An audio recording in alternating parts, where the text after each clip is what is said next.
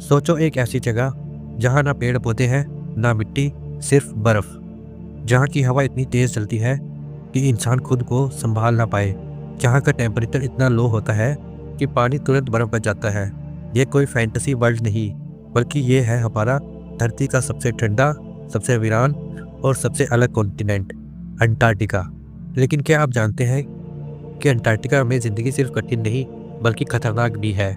इस डॉक्यूमेंट्री में हम जानेंगे कि अंटार्कटिका का जीवन खतरनाक क्यों है। हम देखेंगे वहाँ रहने वाले जीवों की मुश्किलें, वहाँ का मौसम, वहाँ जाने वाले लोगों का स्ट्रगल, और क्या अंटार्कटिका हमारे फ्यूचर के लिए एक वार्निंग साइन है। अंटार्कटिका दुनिया का सबसे आइसोलेटेड और सबसे कम एक्सप्लोर किया गया कॉन्टिनेंट है। इसका एरिया करीब 1.4 करोड़ स्क्वायर किलोमीटर है, लेकिन यहाँ परमानेंट ह्यूमन सेटलमेंट नहीं है। बस कुछ साइंटिफिक रिसर्च स्टेशन है जहाँ कुछ लोग कुछ समय के लिए रहते हैं। यहाँ ज़िंदगी इतनी आसान क्यों नहीं है? क्योंकि पहला और सबसे बड़ा रीज़न है एक्सट्रीम वेदर। विंटर के दिनों में यहाँ टेम्परेचर -60 डिग्री सेंटीग्रेड या उससे भी कम हो जाता है। सबसे ठंडा रिकॉर्डेड टेम्परेचर था -89.2 सेंटीग्रेड, जो कि वोस्टॉक स्टेशन पे मेज़र किया गया था। ऐसे टेम्परेचर में तो इंसान का सिर्फ कुछ मिनट तक ही सर्वाइव कर पाना मुश्किल होता है। अब सोचिए इस एनवायरनमेंट में रहना, दिन के दिन, महीनों के महीने। आपका खाना फ्रीज हो जाता है, पानी बर्फ बन जाता है और बॉडी का हर हिस्सा नम हो जाता है। यह जीवन नहीं, एक स्ट्रगल है। और सिर्फ सर्दी नहीं, यहाँ की हवाएं भी जानलेवा होती हैं। अंटार्कटिका में हवा 200 किलोमीटर की स्पीड तक चलती है। ये हवा इतनी तेज़ होती है कि इंसान को गिरा सकती है, किसी टेंट को उड़ा सकती है और विजिबिलिटी 0 कर देती है। और अगर किसी एक्सपेडिशन के दौरान आप एक बार भी अपने ग्रुप से बिछड़ जाओ तो मिलना मुश्किल हो जाता है। आपको दिखाई कुछ नहीं देता, डायरेक्शन का अंदाज़ा नहीं होता और हर तरफ सिर्फ बर्फ़ ही बर्फ़। इस बर्फ़ में एक और खतरा छुपा होता है, क्रेवैसेस। क्रेवैसेस यानी बड़ी बड़ी दरारें जो आइस शीट्स के अंदर होती हैं। इनका सरफेस ऊपर से बिल्कुल स्मूथ दिखाई देता है, लेकिन नीचे ये दरारें कई मीटर्स, कभी कभी 50 से 100 मीटर तक गहरी होती है। अगर किसी ने इन्हें नोटिस नहीं किया तो एक कदम गलत और इंसान सीधे नीचे, एक अंधेरे ठंडे डेथ ट्रैप में। ये सब सुनकर आप सोच रहे होंगे कि फिर लोग यहाँ जाते ही क्यों हैं। यहाँ लोग जाते हैं साइंस के लिए। अंटार्कटिका एक नेचुरल लेबोरेटरी है। यहाँ की बर्फ में दुनिया के हज़ारों सालों का क्लाइमेट डाटा छुपा हुआ है। यहाँ के ग्लेशियर, ओशियन और वाइल्ड लाइफ को स्टडी करके हम क्लाइमेट चेंज के इफेक्ट समझने की कोशिश करते हैं। लेकिन साइंस के चक्कर में इंसान खुद को एक डेंजरस टेस्ट जोन में डाल देता है। क्या आपने कभी सोचा है कि अगर किसी साइंटिस्ट को बीच में हार्ट अटैक आ जाए या किसी को एक्सीडेंट हो जाए तो क्या तुरंत मदद मिलती है? आंसर है नहीं। अंटार्कटिका में कोई प्रॉपर हॉस्पिटल नहीं है, सिर्फ बेसिक फर्स्ट एड या एक छोटी क्लिनिक होती है। अगर कोई सीरियस इंजरी हो जाए तो एवैक्यूएशन के लिए वेदर का साथ मिलना चाहिए। हेलीकॉप्टर या प्लेन तभी उड़ सकता है जब वेदर क्लियर हो, और अंटार्कटिका का वेदर अनप्रेडिक्टेबल है। कभी कभी एक बार स्नो स्टॉर्म स्टार्ट हो जाता है तो 3-4 दिन तक कोई बाहर नहीं निकल सकता। और अगर आप किसी रिमोट फील्ड कैंप में हो जहाँ से बेस स्टेशन भी दूर है तो सिर्फ सैटेलाइट फ़ोन या रेडियो ये आपका कनेक्शन होता है दुनिया से। आपको बर्फ़ को पिघला कर पानी बनाना पड़ता है, हर चीज़ केयरफुली राशन करनी पड़ती है, फ्यूल, खाना, इलेक्ट्रिसिटी, बैटरी। अंटार्कटिका का खौफनाक मौसम और आइसोलेटेड इन्वायरमेंट सिर्फ ह्यूमंस के लिए नहीं बल्कि यहाँ के वाइल्ड लाइफ के लिए भी एक कांस्टेंट चैलेंज है। ऐसे इन्वायरमेंट में जहाँ कुछ भी उगता नहीं, जहाँ सब कुछ फ्रीज हो जाता है, वहाँ जीवों का सर्वाइव करना एक अजीब सी कहानी बन जाता है। एक ऐसी कहानी जिसमें हर पल एक स्ट्रगल है। सबसे पहले बात करते हैं अंटार्कटिका के सबसे आइकॉनिक जीव, एम्परर पेंगुइन्स। इनकी ज़िंदगी किसी डॉक्यूमेंट्री से कम नहीं। जब दुनिया में सबसे ज़्यादा ठंड होती है तब ये पेंगुइन्स ब्रीडिंग करते हैं। समृद्ध इन्वायरमेंट में नहीं, एक्सट्रीम इन्वायरमेंट में। हर वक्त -40 से -60 डिग्री सेंटीग्रेड तक का टेम्परेचर होता है और उसके आसपास बर्फ़ और हवा के अलावा कुछ भी नहीं होता। और अगर कभी हवा थोड़ी और तेज़ चलती है तो ये पेंगुइन्स एक दूसरे के करीब आकर हडलिंग करते हैं, एक कलेक्टिव हीट बनाते हैं ताकि सब एक दूसरे को थोड़ा सा कंफर्ट दे सके। जब पेंगुइन्स समुद्र में जाते हैं फूड के लिए तो उनके लिए एक और डेंजर होता है, लेपर्ड सील।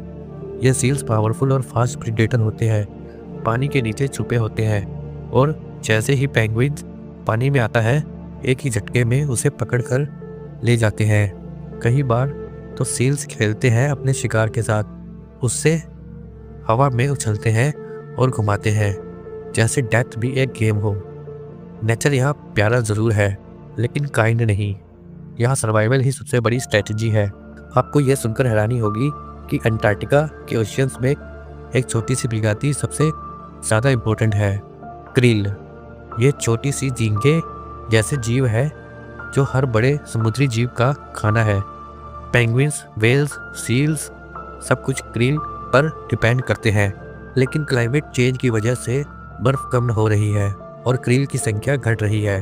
जब क्रिल कम होते हैं तो पूरी फूड चेन हिला जाती है। वेल्स को ज़्यादा दूर तक जाके खाना ढूंढना पड़ता है। ये खतरा डायरेक्टली हमसे जुड़ा है। हम समझते हैं कि हम अंटार्कटिका से दूर है तो हमें फ़र्क नहीं पड़ता, लेकिन सच तो ये है जो अंटार्कटिका में हो रहा है वो एक अलार्म है पूरी दुनिया के लिए। अब बात करते हैं अंटार्कटिका के ग्लेशियर्स की। अंटार्कटिका में दुनिया का 90% बर्फ़ का रिजर्व है, लेकिन अब ग्लेशियर्स पिघल रहे हैं और ये आइस कोलैप्स ओशियंस के लेवल को बढ़ा रहा है। समुद्र के किनारे के शहरों के लिए ये एक अस्तित्व का सवाल है। मुंबई, कोलकाता, न्यूयॉर्क, लंदन सब इफेक्ट होंगे।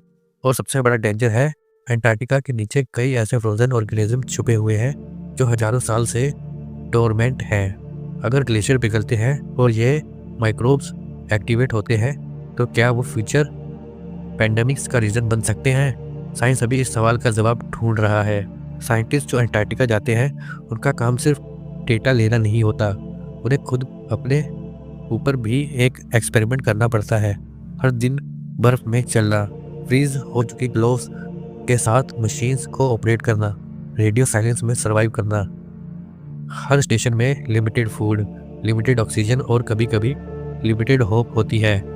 कई बार तो लोग साइकोलॉजिकल स्ट्रेस में चले जाते हैं। Isolation, seasonal affective disorder, insomnia सब कुछ एक साथ होता है। अकेलेपन का असर इतना होता है कि अंटार्कटिका में सुसाइड केसेस भी रिपोर्ट हुए हैं और यहाँ एस्केप का कोई ऑप्शन नहीं होता। और सबसे अलग और ख़तरनाक चीज़ होती है अंटार्कटिका की पोलर लाइट।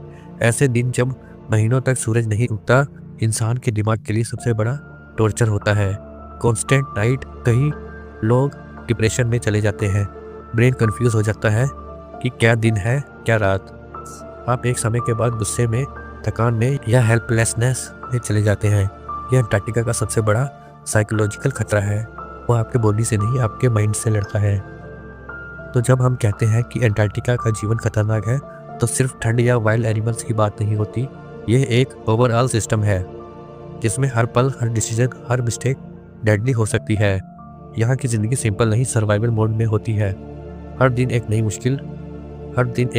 मुश्किल लाता है और हर मुश्किल एक लेसन देती है। अंटार्कटिका एक जगह जो हमसे दूर है लेकिन जिसका असर हमारे जीवन पर सीधा पड़ता है। एक ज़मीन जो खुद एक पजल है, जहाँ जीवन मुश्किल है और मुश्किलें ये जीवन का हिस्सा है। ये सिर्फ एक बर्फीली जगह नहीं बल्कि एक मिरर है जो हमें दिखाता है कि प्रकृति कितनी पावरफुल है और कितनी नाजुक भी।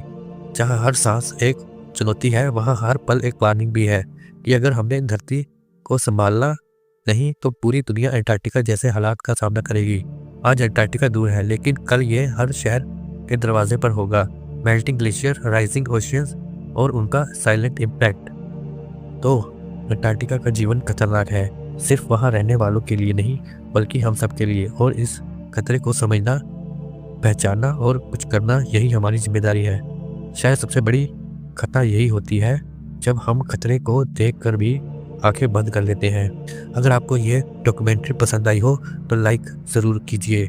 कमेंट में बताएं आपका क्या सोचना है अंटार्कटिका के बारे में और चैनल को सब्सक्राइब करके जुड़ जाइए और कहानियों के लिए, जहां दुनिया के अनजाने कोने हमें कुछ नया सिखाते हैं।